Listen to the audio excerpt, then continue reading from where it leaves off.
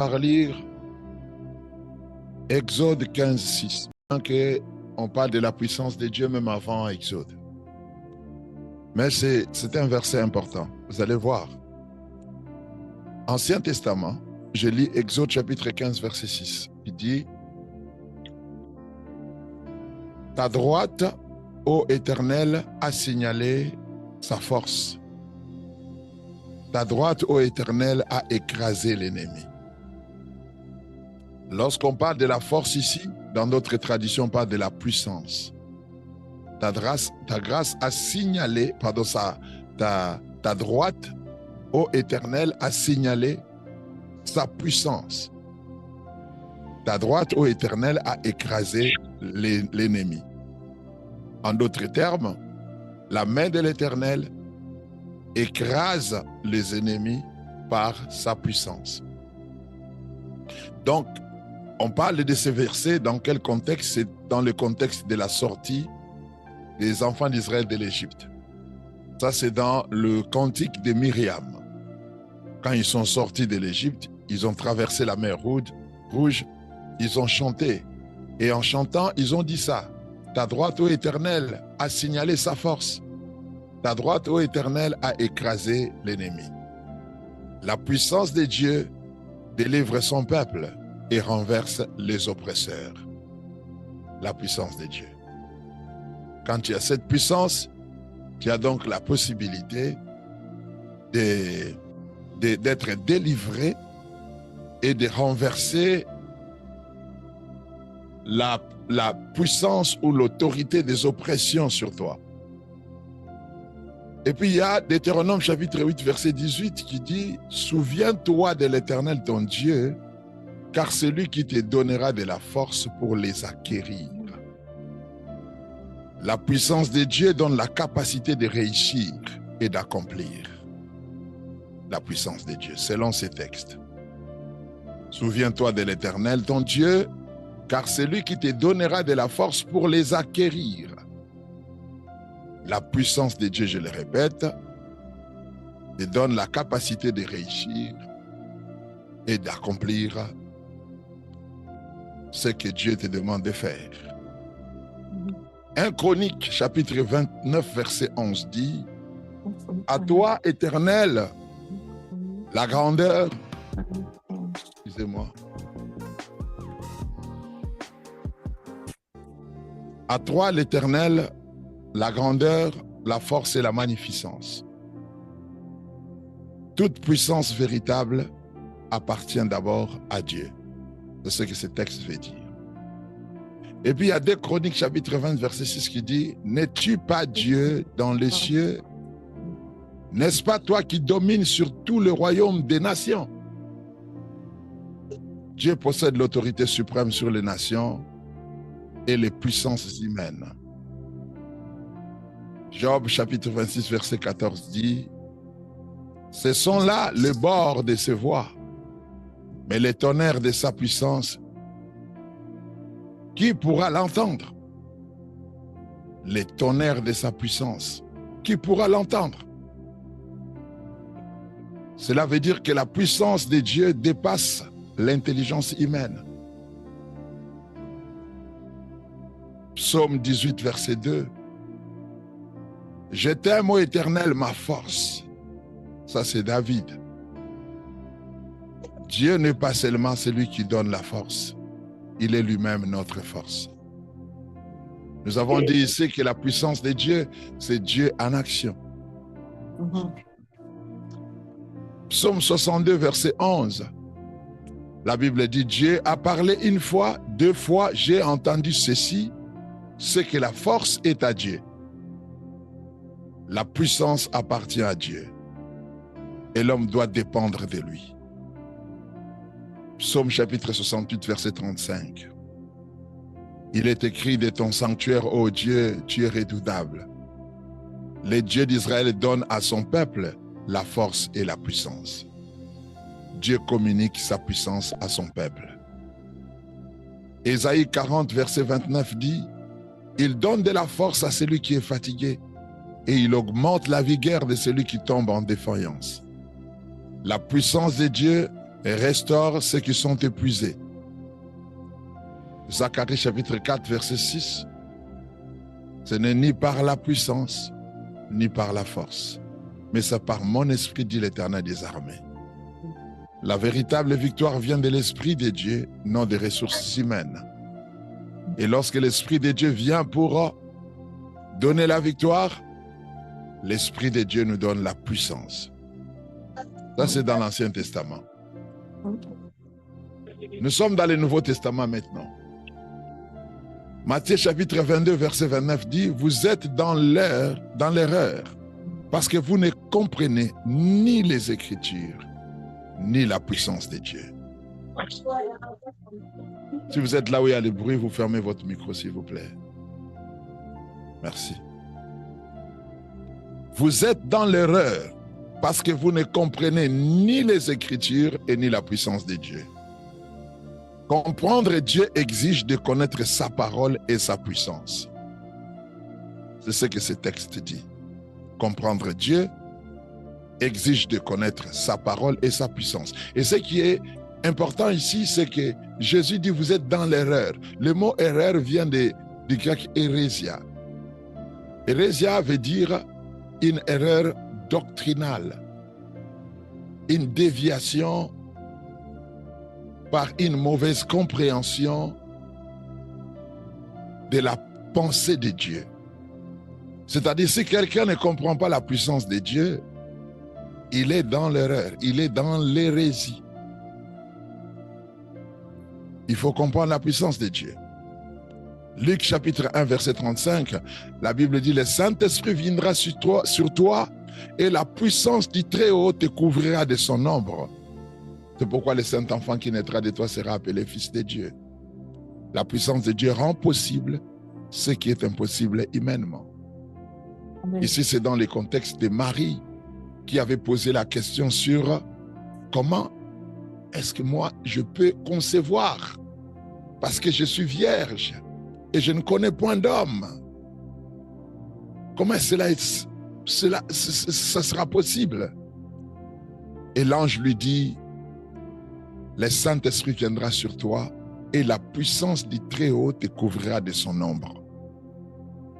La puissance de Dieu rend possible ce qui est impossible humainement.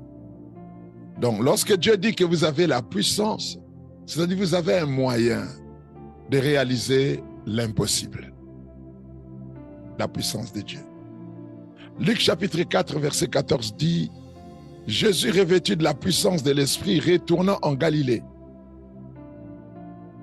Donc, même dans le ministère terrestre de Jésus, s'est manifesté dans la puissance du Saint-Esprit.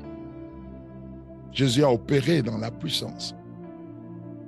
Luc chapitre 10, verset 19 dit, « Voici, je vous ai donné le pouvoir de marcher sur les serpents et sur les scorpions. » Le pouvoir dont Jésus fait référence ici se manifeste par la puissance de Dieu. Christ donne à ses disciples une autorité spirituelle sur les forces ennemies. Mais pour qu'il les exerce, plutôt, il devait être oint et rempli du Saint-Esprit, revêtu de la puissance de Dieu. Actes des Apôtres, chapitre 1, verset 8, vous connaissez. Mais vous recevrez une puissance et le Saint-Esprit surviendra sur vous et vous serez mes témoins. La puissance de Dieu est donnée pour les témoignages, pour la mission et pour l'impact spirituel. Actes des Apôtres, chapitre 10, verset 38 dit, « Dieu a oint du Saint-Esprit et de force, Jésus de Nazareth. L'onction de puissance produit le bien, la guérison et la délivrance. » Parce que ce texte dit, Dieu a oint du Saint-Esprit et de force Jésus de Nazareth qui allait de lieux en lieu, guérissant le malade et faisant du bien. Lorsque vous avez l'onction du Christ, sa puissance, ça produit le bien. Ça produit la guérison et ça produit la délivrance. Romains chapitre 1, verset 16 dit, « Car je n'ai point honte de l'évangile, c'est une puissance de Dieu pour les saluts. » L'évangile n'est pas seulement un message, il est une puissance qui sauve.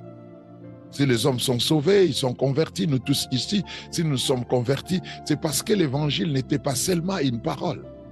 C'est parce que l'évangile était en soi-même porteur de la puissance de Dieu. Et c'est cette puissance qui a fait qu'aujourd'hui nous soyons convertis, que nous soyons enfants de Dieu. Vous savez, j'ai suivi le pasteur Bénin hier en Côte d'Ivoire. Il a dit quelque chose, il parlait sur le prophète. Et certaines choses que nous disons déjà ici de temps en temps. Il a dit quelque chose qui m'a beaucoup édifié encore. Il a dit, dans la plupart des cas, le faux prophète, lorsqu'il prophétise, il est difficile que l'esprit de l'homme puisse retenir ce qu'ils ont dit. Pourquoi? Parce que ce n'est pas accompagné ni appuyé par la puissance véritable de Dieu. Lorsque quelqu'un prophétise par le Saint-Esprit, les choses qu'il dit restent gravées dans l'esprit de celui qui l'a reçu. Donc, l'évangile est porteur de la puissance. Et c'est pourquoi ça impacte. C'est pourquoi ça réveille. 1 Corinthiens chapitre 2 verset 4 à 5 dit « Ma parole et ma prédication ne reposaient pas sur les discours persuasifs de la sagesse, mais sur une démonstration de l'esprit et de puissance. » Le ministère chrétien doit dépendre de la puissance de Dieu et non seulement de l'éloquence humaine. 2 Corinthiens chapitre 12 verset 9 dit « Ma grâce te suffit et ma puissance s'accomplit dans la faiblesse. » La puissance de Dieu se manifeste souvent dans nos limites et dans nos faiblesses. Et lorsque nous sommes limités, nous sommes faibles, nous avons besoin de la puissance de Dieu. Éphésiens 3, 20 dit « Or, à celui qui peut faire par la puissance qui agit en nous, infiniment au-delà de tout ce que nous demandons ou pensons. » La puissance de Dieu agit en nous pour accomplir au-delà de nos capacités naturelles. La puissance de Dieu délivre, fortifie, transforme, équipe, envoie, soutient, guérit, sauve et rend possible l'accomplissement de la destinée divine. Amen. Amen, amen, amen. Ce sont les paroles qui sont dans la Bible sur la puissance de Dieu. D'où il est important de conserver et d'utiliser cette puissance. Parce que ça, je n'ai pris que quelques versets, mais toute la Bible est remplie. Il n'y a pas un livre de la Bible qui ne fait pas mention de la puissance de Dieu, de Genèse jusqu'à l'Apocalypse. Ce soir, nous allons parler du 4e danger parce que nous sommes en train de parler des dangers qui affaiblissent la puissance. Nous sommes dans le 4e danger. Le 4e danger, c'est les blessures non guéries. C'est les blessures non guéries. C'est le 4e danger. Les blessures non guéries. Très chers bien-aimés, nous l'avons déjà enseigné ici un jour, je pense, sur les blessures non guéries, les blessures intérieures. Et nous insistons encore à travers cet enseignement. Une blessure non guérie peut devenir une fuite de puissance. Une blessure en toi. Quelqu'un peut être oint, appelé, utilisé, mais porte en lui des blessures profondes. Moi, je suis passé par là. J'ai prêché, j'enseignais, mais je souffrais des blessures intérieures. Et je vous dirais que certaines de ces blessures ont été guéries il n'y a pas longtemps. Il n'y a pas longtemps. Tu peux prêcher, tu es utilisé puissamment par le Saint-Esprit, mais tu souffres en toi-même de blessures profondes qui peuvent être le rejet, la trahison, l'abandon, l'humiliation, l'injustice, les deuils, c'est-à-dire la perte d'une personne chère, d'une perte d'un proche, la déception, que ce soit dans les mariages ou dans l'amitié ou dans le business, les abus de tout genre, des paroles dures, les échecs, le mépris des hommes. Toutes ces choses peuvent créer ou blesser. Si ces blessures ne sont pas présentées à Dieu, ou sont présentées à Dieu, mais pas de manière sincère, ou quelqu'un ne veut pas se débarrasser aussitôt de ses blessures, il continue à les entretenir d'une manière ou d'une autre. Ces blessures pourront créer, excusez-moi, ces blessures pourront créer des fuites. Elles peuvent affecter la manière dont la personne utilise la puissance. Savez-vous qu'il y a des gens qui utilisent la puissance pour se venger? Il y a des gens qui utilisent la puissance, qui veulent la puissance de Dieu, mais pour se venger. Pour impressionner des fois. Il y a des gens qui veulent la puissance de Dieu pour prouver à certaines personnes qui les avaient rejetées, qui les avaient humiliées, qu'ils sont forts, qu'ils sont aussi puissants. Alléluia. Une blessure non guérie peut transformer l'autorité en dureté. Elle peut transformer les ailes en colère. Elle peut transformer la correction en agressivité. Elle peut transformer la vigilance en méfiance. Une blessure non guérie a le pouvoir de transformer les discernements en soupçons permanents. Vous croyez discerner les gens, mais vous ne discernez pas. Vous êtes plutôt en train de soupçonner les gens. Parce que souvent les gens confondent les discernements avec les soupçons. Elle peut transformer même la prédication, comme je prêche là, en règlement de compte. Les blessures. Moi, je connais des hommes de Dieu qui montent à la chair pour se venger de leur père, de leur mère, pour se venger de leurs frères, pour se venger de leurs amis. Parce qu'ils ont été blessés et ces blessures n'ont jamais été guéries. Il arrive un certain moment où on est dans des états émotionnels non contrôlés, on est dans des états subliminaux. Et on se retrouve face à ça, c'est-à-dire à l'expression de sa véritable nature. Le vrai dépôt subjectif de son cœur se libère. Et l'homme commence à plus parler en se servant de la Bible, bien sûr, et de la prédication, mais il parle plus de ses propres problèmes. Il parle de ses guerres. C'est ce que nous constatons.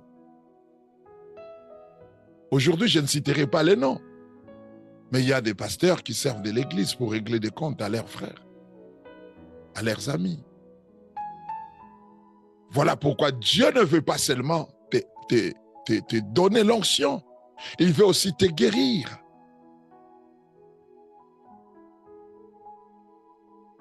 Est-ce que quelqu'un peut dire après moi, Seigneur, guéris ce qui influence mon service?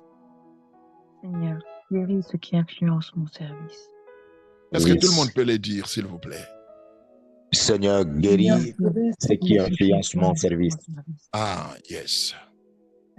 Que Dieu guérisse ce qui influence ta manière de servir. Amen. Luc chapitre 4, verset 18, Angélique, tu vas lire. Lis ce verset. Luc chapitre 4, verset 18. Suivons cette lecture. Je lis pour la gloire de Dieu. Yes. L'Esprit du Seigneur est sur moi, parce qu'il m'a oint pour annoncer une bonne nouvelle aux pauvres. Il m'a envoyé pour guérir ceux qui ont le cœur brisé. On s'arrête là. Amen. On s'arrête là. Il m'a envoyé pour guérir ceux qui ont le cœur brisé. Amen. Jésus ne vient pas seulement pour donner la puissance aux forts. il vient aussi pour guérir les cœurs brisés, afin qu'ils ne servent pas à partir de leur douleur. Les gens qu'il a appelés pour envoyer devaient servir à partir de leur bonne santé spirituelle, pas à partir de leurs blessures. Il devait servir à partir de sa grâce. Le point de départ où ne devait pas être leurs blessures. Vous savez, un cœur blessé peut encore être utilisé. Mais un cœur guéri devient plus pur dans son service. Dieu peut encore utiliser quelqu'un qui est blessé. Il se sert de lui. Mais sauf que la pureté du service se fait vraiment, totalement, quand le cœur est guéri. Un cœur blessé peut parler fort. Parler la parole de Dieu de manière forte. Mais un cœur guéri parle avec amour. Ça libère l'amour. C'est comme ça la différence. Un cœur blessé peut discerner le mal, mais un cœur guéri discerne aussi la grâce.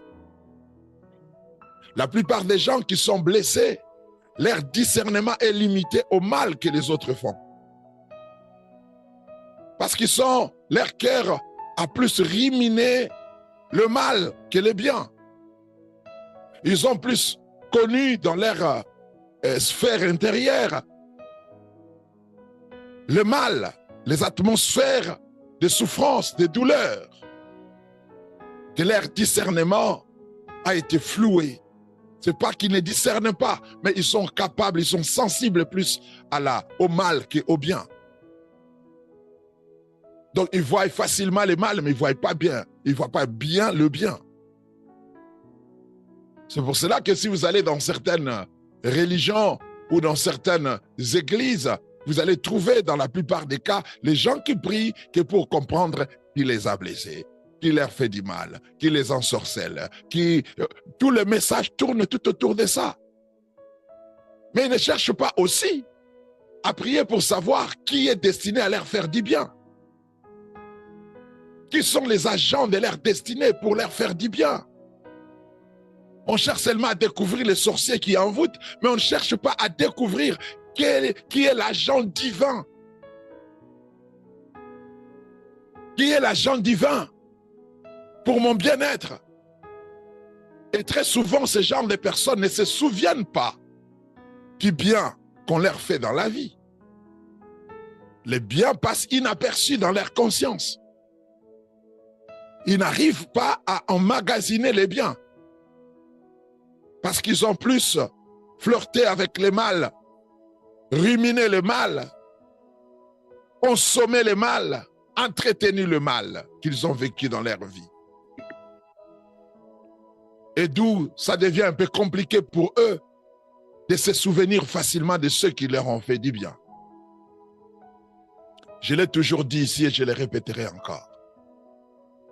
Le monde est moins mauvais que comme nous le définissons.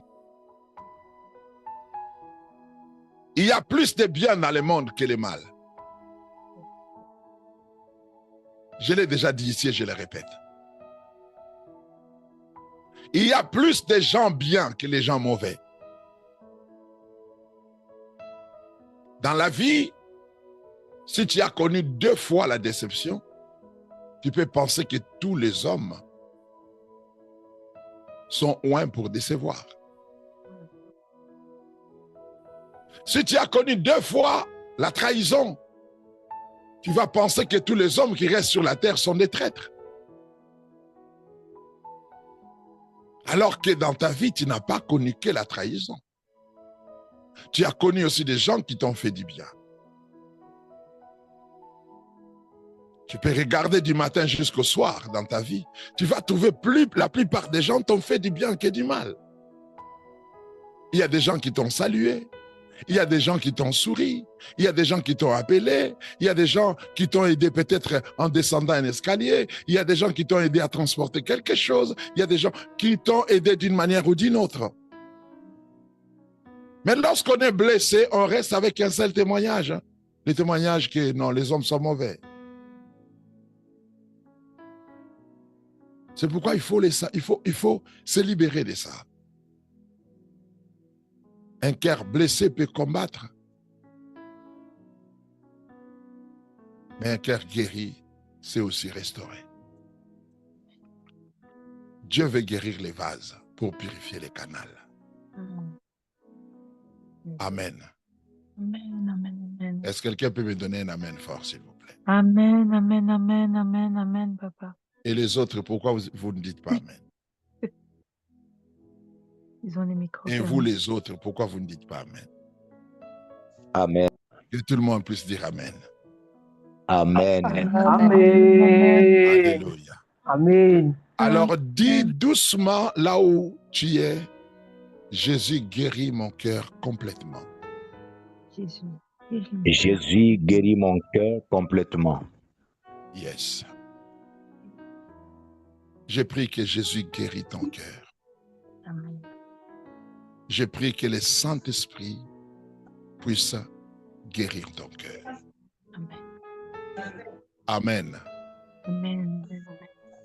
Amen. Amen, amen, amen, papa. Amen. Je vais vous donner les derniers dangers Amen. pour clôturer. Le cinquième, pas les derniers, mais le cinquième danger, on va clôturer avec ça ce soir, c'est la fatigue non traitée. Nous avons parlé des blessures non traitées. Maintenant, c'est la fatigue non traitée. C'est aussi un danger. Vous savez, il y a une fatigue physique. Il y a aussi une fatigue mentale. La fatigue physique, c'est que vous êtes bien dans votre esprit. Vous êtes bien dans vos émotions. Mais vous sentez que le corps exige de se reposer. Peut-être que vous avez beaucoup travaillé ou vous n'avez pas bien dormi, ainsi de suite. Le corps exige de se reposer. Et si vous ne vous reposez pas, le corps vous impose une faiblesse. Et cette faiblesse, c'est la fatigue physique. Et puis, il y a une fatigue mentale qui se manifeste par le fait que vous n'arrivez plus à réfléchir sur des sujets importants, sur des questions importantes. Vous n'arrivez plus à bien réfléchir. Vous sentez que votre mental n'arrive plus à bien fonctionner. Ça, c'est plus cérébral. C'est quelque chose qui est au niveau de votre cerveau. Et puis, nous avons une fatigue émotionnelle. La fatigue émotionnelle est au niveau de l'âme, qui est le siège des émotions. Le corps est bien, le mental est en place, mais émotionnellement, vous n'êtes pas bien. Ça peut affecter votre mental et ça peut aussi affecter votre dimension physique. Ce qu'on appelle des réactions psychosomatiques. Il y a aussi une fatigue spirituelle. Et quand la fatigue n'est pas traitée, à toutes les échelles, bien aimés, la fatigue physique, la fatigue mentale, la fatigue émotionnelle, la fatigue spirituelle, quand toutes ces fatigues ne sont pas traitées, elle peut devenir une porte. Quelqu'un va dire, mais comment est-ce que la fatigue physique peut devenir une porte? Supposons que tu dois prier. Supposons que tu dois prier. Et que tu n'as pas pris le temps de te guérir, c'est-à-dire de te rétablir physiquement. C'est-à-dire physiquement, tu es fatigué. Bien que mentalement, tu es bien, émotionnellement, tu es bien, spirituellement, tu es bien, mais parce que le corps est tellement fatigué que tu n'arrives plus à prier. Et si tu ne prends pas, c'est pourquoi les chrétiens doivent comprendre ça. Très souvent, nous négligeons les facteurs physiques au détriment des facteurs spirituels. Et nous oublions que l'esprit habite dans le corps. Et que sans le corps, l'esprit n'a pas la possibilité de s'exprimer. Donc, il faut bien entretenir son physique pour que l'esprit ait la possibilité de bien s'exprimer. Donc, la fatigue physique peut être un blocage à la manifestation de la puissance de Dieu. Parce que si vous êtes tout le temps fatigué physiquement, vous ne serez pas en mesure de tout le temps prier. Vous ne serez pas en mesure de tout le temps lire la Bible. Vous ne serez pas en mesure de... Parce que vous commencez à lire la Bible et vous dormez. Vous commencez à prier, vous dormez. Vous voulez jeûner, votre corps est fatigué. Le corps n'arrive pas à jeûner. Même si l'esprit le veut, mais le corps refuse. La Bible parle de la compatibilité parfaite, de l'alignement parfait entre le corps, l'âme et l'esprit. L'irrépréhensibilité du corps, l'irrépréhensibilité de l'âme, l'irrépréhensibilité de l'esprit. La Bible dit que le Christ doit venir trouver le corps, l'âme et l'esprit en bon état. Irrépréhensible. Donc la fatigue physique doit être réglée. Moi, je pense que l'Église ne doit pas se limiter seulement à comprendre ce que se passe au niveau de l'esprit. L'Église doit comprendre aussi comment entretenir son corps. Comment bien dormir. Amen. Amen. Donc, quelqu'un me donne un amen fort. Amen, amen, amen, amen. Comment bien dormir? Yes. Parce que dans ce siècle des réseaux sociaux, la plupart des gens ne dorment plus bien. Il y a des gens qui restent là sur les réseaux sociaux. Moi, comme on est en décalage, des fois, il est 20h ici, je sais que c'est 2h ou 3h du matin en Europe. Mais des fois, à 20h, je publie quelque chose, je vois quelqu'un liker.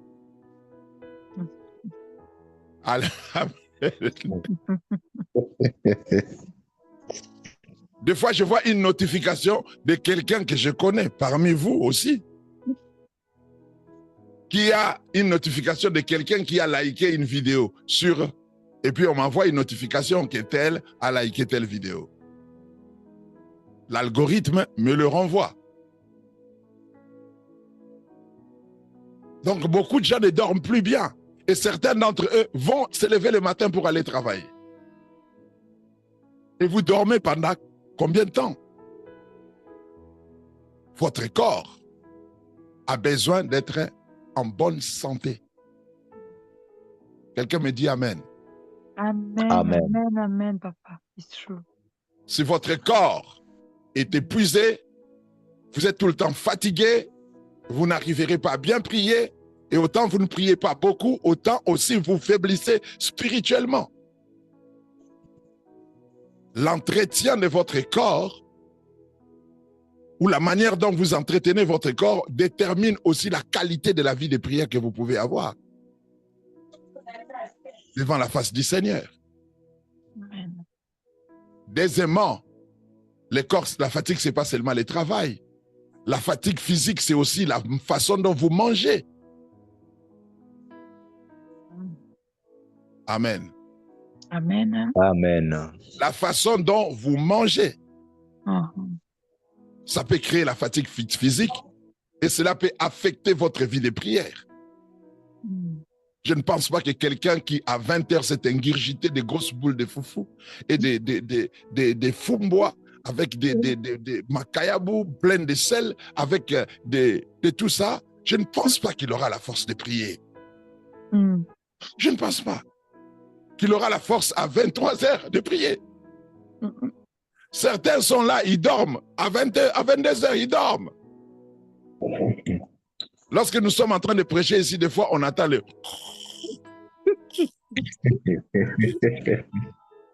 Ici, là, dans la plateforme. Juste là, dans la plateforme. Mm. Alléluia. Amen. Donc, vous êtes Amen. dans la présence de Dieu, mais... Qu'est-ce qui fait ça? Pourquoi est-ce que vous êtes dans la plateforme? Parce que mentalement, vous savez que vous devez être là. Parce que spirituellement, votre esprit le veut. Émotionnellement, vous êtes en état d'être là. Mais physiquement, vous êtes fatigué. Mm. Peut-être c'est que vous venez de manger. C'est pourquoi il est conseillé de ne pas manger après 20h. Vous le savez, non? Oui, oui, papa. Vous le savez, non? Mm. Oui, oui, papa. Ah, C'est balei, Oui, oui. baoli ngolobate, balei, baza, balei, baza, baoli.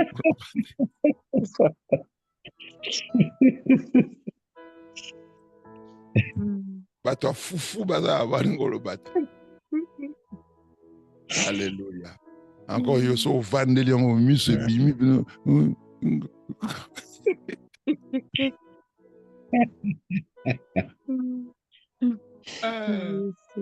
Vous savez, moi, j'aime manger.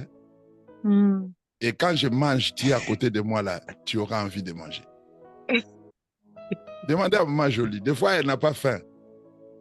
Quand je prends les foufous, la manière dont je manipule les foufous.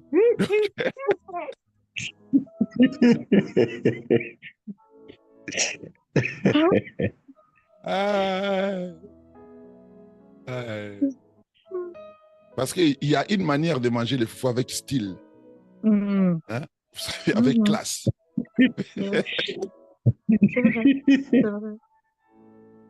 Moi, je ne joue pas avec ça. Quand je mange avec, je respecte les foufous. Hein? Je respecte ça. C'est mon ami d'enfance. Mon ami, depuis que je suis né, j'ai commencé à manger les foufous quand j'avais 3 mois. 3 mois. Alléluia. Écoutez bien aimé. La fatigue physique peut influencer votre manière de prier. Et si vous n'arrivez pas à traiter votre fatigue physique, ça peut affecter votre vie spirituelle. C'est important de le comprendre. La façon de dormir, une bonne qualité de sommeil, il faut la chercher. Une bonne qualité de nourriture, il faut bien manger. À un certain âge, il faut éviter certaines choses. Je pense qu'on doit l'enseigner ici dans la plateforme, parce que des fois, peut-être que vous n'écoutez pas les médecins, peut-être que vous allez nous écouter. Vous savez, un jour, j'ai prié pour une maman à Kinshasa. J'ai prié pour elle. Elle avait des maux de tête. Hein. J'ai prié pour elle et elle venait témoigner. Elle témoignait, ah, je suis guéri, j'avais des maux de tête, je suis guéri. Et puis elle va partir. Une semaine plus tard, elle va revenir encore avec les maux de tête. J'ai prié et sur place, elle est guérie. Et le dimanche prochain, elle va encore revenir. Elle a encore des maux de tête. Et c'était des maux de tête aigus. Alors, un jour, elle est venue. Non, papa, j'ai des maux de tête. Je lui ai dit, maman, dis-moi un peu, comment tu manges? Quand elle m'a expliqué son régime alimentaire, j'ai compris que ce n'était pas les démons. Que ces maux de tête n'avaient rien à voir avec les démons. C'était en rapport avec ça, son régime alimentaire. Il y a certaines maladies qui peuvent vous quitter simplement parce que vous avez arrêté de manger certaines choses. Est-ce que quelqu'un est en train de me suivre là? Si, amen. Amen. Amen, amen. Savez-vous que quand les enfants d'Israël marchaient dans les déserts pour aller dans la terre promise, Dieu les avait interdits à manger certaines choses? Vous savez, tout poisson qui n'a pas d'écailles,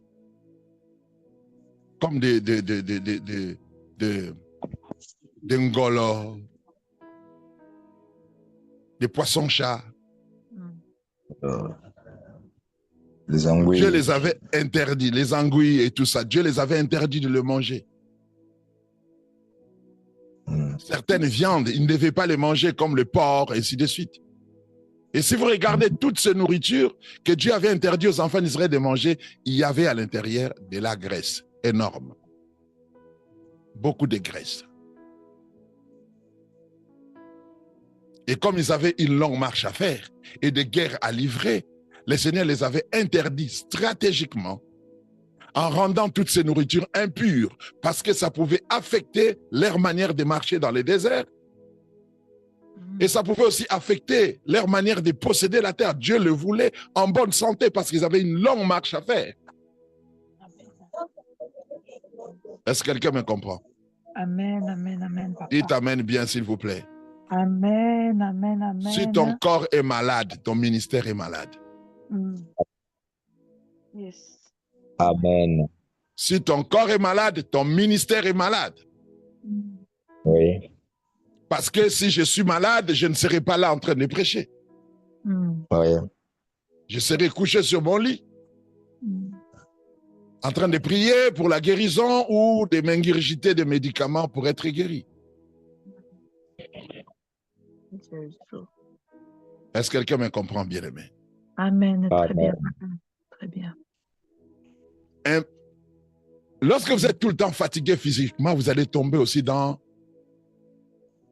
la procrastination. On a dit ça. On dit quoi? Qui peut m'aider? Procrastination. Ok, procrastination. Vous allez tomber dans ça.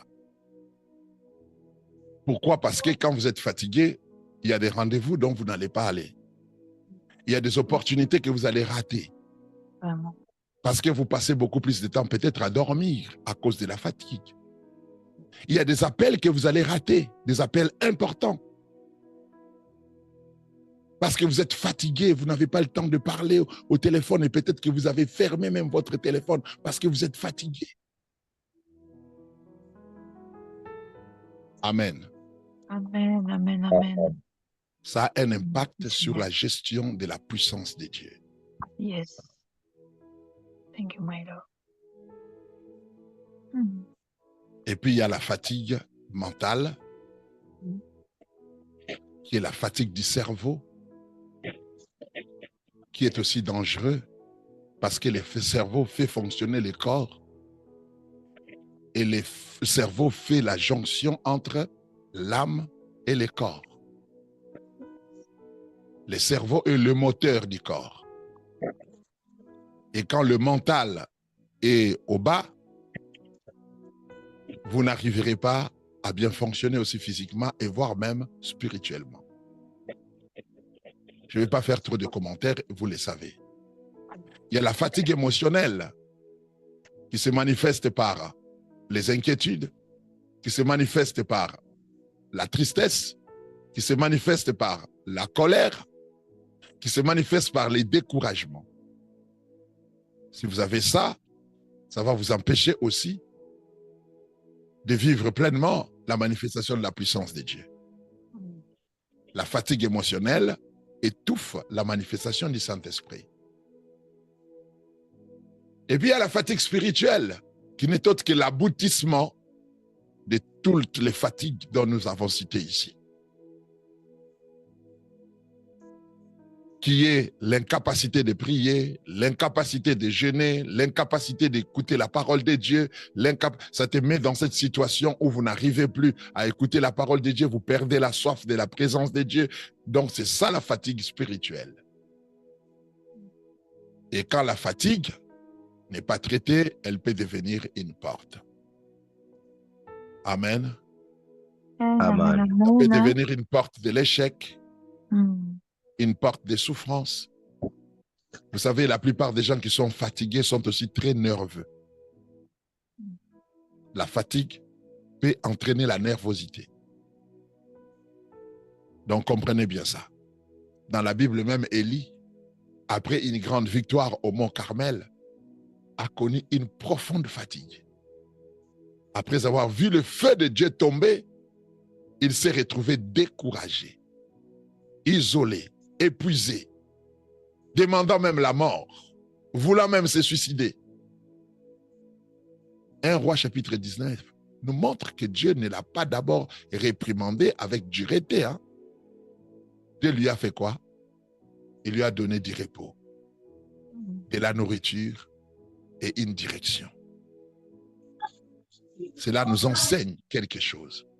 Parfois, ce que nous appelons attaque spirituelle, c'est une fatigue accumulée et qui a besoin d'être soignée avec sagesse.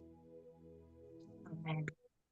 Amen, amen, Amen. amen. Oh, Amen. démon de sommeil, vous chassez le démon de sommeil. Vous ne m'avez jamais vu chasser le démon de sommeil ici dans cette plateforme. Mais je sais qu'il y a des gens qui mangent beaucoup ici. Je sais qu'il y a des gens.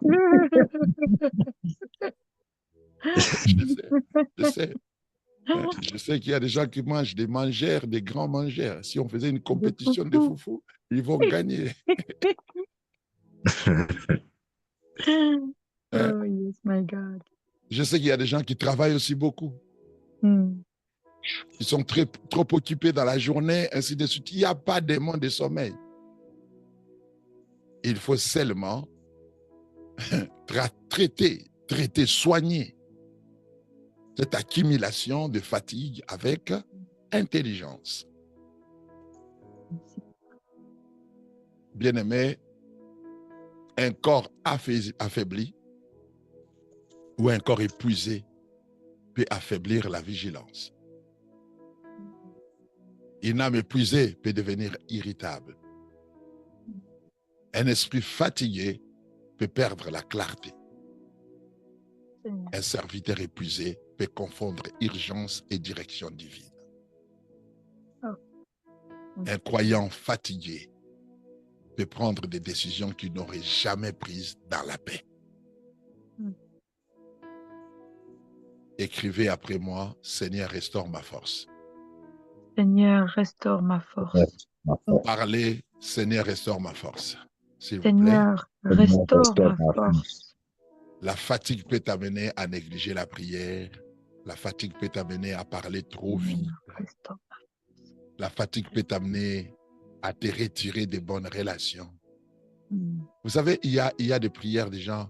Seigneur, je te dis merci, merci pour m'avoir protégé toute la journée. Merci pour ta grâce. Au nom de Jésus, Amen. Qu'est-ce qui produit cette prière? La fatigue. C'est la fatigue. Ce n'est pas le Saint-Esprit. C'est la fatigue, l'auteur de cette prière-là. Que tu fais avant de dormir. Seigneur, je te dis merci, merci, parce que tu m'as protégé. Seigneur, merci. Hein? Ok, Amen. C'est la fatigue. Peut-être en ce moment-là, le Saint-Esprit a besoin de toi. Mais tu ne peux pas. Amen. Amen. Amen. La fatigue peut t'amener à négliger la vie de prière. La fatigue peut t'amener à parler, comme je dis là. La fatigue peut t'amener à qu'est-ce que j'ai dit? J'avais dit tout à l'heure, à te retirer des bonnes relations. La fatigue peut t'amener à rechercher de faux réconforts. Ça peut t'amener à interpréter la saison à travers la douleur. Voilà pourquoi la puissance doit aussi être protégée à un rythme sain. Alléluia. Oh my God. Amen. Amen, amen, amen, papa. Jésus s'est retiré, n'est-ce pas? Oui. Il s'est retiré. Vous avez déjà lu ça dans la Bible, non? Que Jésus s'est retiré. Jésus s'est retiré. Il s'est retiré pourquoi? Pas seulement pour prier. Il s'est retiré aussi pour aller se reposer. Amen. Amen. Jésus n'était pas une machine qui travaille du matin jusqu'au soir. Non. Des fois, il s'est retiré pour se reposer. Amen. Oh Jésus dormait. N'est-ce pas? Il dormait. Ouais. Il a travaillé, il a prêché, Ils sont entrés dans la barque, les Pierre, les Jacques et les gens en train de ramer, lui en train de dormir. Il s'est endormi tellement profondément que même quand il y avait la tempête, il ne se réveillait pas. Amen. Amen. Amen. Amen. Jésus prenait des moments à l'écart. Jésus, vous devez le savoir, qu'il ne répondait pas à toutes les sollicitations humaines. Être spirituel ne signifie pas être déséquilibré. Être loin ne signifie pas ignorer les limites du corps. Être appelé ne signifie pas mépriser les repos. Bien-aimé, la sagesse protège la puissance. Amen. Amen. Amen. Amen. La sagesse protège la puissance. Il y a certains jours ici, vous ne me voyez pas prêcher ici, c'est parce que je suis fatigué. J'ai déjà appelé le pasteur Modeste à maintes reprises pour lui dire que je ne pourrais pas. Oui. Je ne pourrais pas. Amen. Amen. Amen. Que Dieu vous bénisse. Est-ce que quelqu'un a compris ce message? Très bien. Amen. Oui. Message reçu 5 sur 5. Ok, mettez-le en pratique. Amen. Yes. Dormez suffisamment. Amen. Mangez sain. Amen. Mangez sain. des fois, il faut Yes. aussi vider les corps. Mhm. Il faut des fois, je vais vous apprendre beaucoup de choses que je pratique. Hein. Mhm. Il y a des jours où je jeûne, mais je ne jeûne pas pour la spiritualité. Mhm. Pour le corps. Il y a des jeûnes que je fais pour libérer les corps. Mhm. Je peux rester du matin jusqu'à de 6h à 18h, je n'ai pas mangé. Je mange une fois, rien que parce que je sens que le corps est devenu très lourd Très lourd. et je dois débarrasser le corps des toxines. Mhm. Je bois de l'eau avec un peu de citron. Je ne vous conseille pas de le faire. Mais c'est ce que je fais. Et je passe toute la journée, des fois, sans manger. C'est dur, mais des fois, il faut le faire. Mhm. Il est prouvé scientifiquement que certaines bactéries dans nos corps sont alimentées par la mauvaise consommation de nourriture. Oui, Exact. c'est vrai. Et il y a des maladies qui disparaissent par les jeunes. Mhm. Jeune, oui. Il y a certaines maladies telles que les myomes, les fibromes et tout ça qui peuvent disparaître par les jeunes épriers. Les jeunes, gênés seulement. Mhm. Oui. Yes. Ça peut libérer les trompes, ça peut libérer le matrice, ainsi de suite. Mhm. Est-ce que quelqu'un me comprend? Amen, Amen. amen, amen. Ok, yes. Que Dieu vous bénisse Thank et que you, la Lord. grâce du Seigneur soit sur vous. Nous n'allons pas Amen. prier, beaucoup prier ce soir. Prenez un temps avant de dormir.